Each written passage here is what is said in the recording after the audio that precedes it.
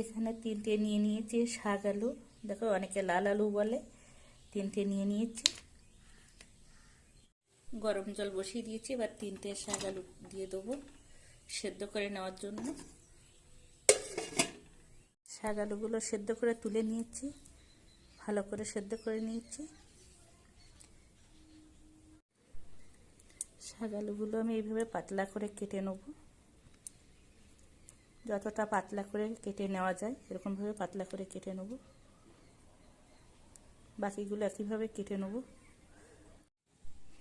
বাকিগুলো দেখো সব কেটে নিয়েছি খুব সুন্দর করে। এবার দিয়ে দেবো একটু জিরের গুঁড়ো ছড়িয়ে, আর হলুদ,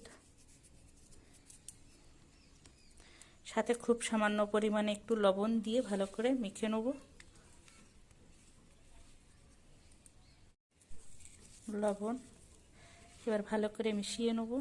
দেখো সবগুলোকে গায়ে যাতে অল্প অল্প লাগে এরকমভাবে কিন্তু মিশিয়ে নিতে হবে।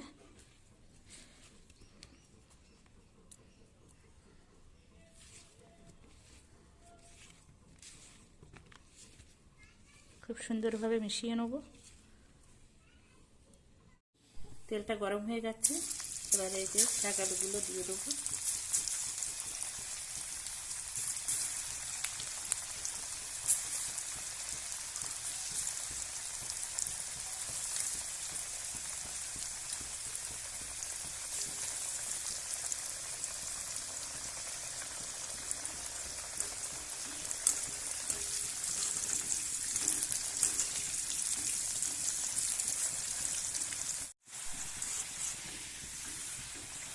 কিছুটা সময় নিয়ে কিন্তু লাল লাল করে এইভাবে ভেজে নিতে হবে।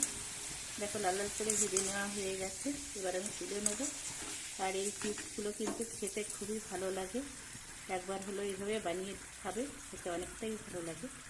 বাকিগুলো একইভাবে ভেজে নেবো।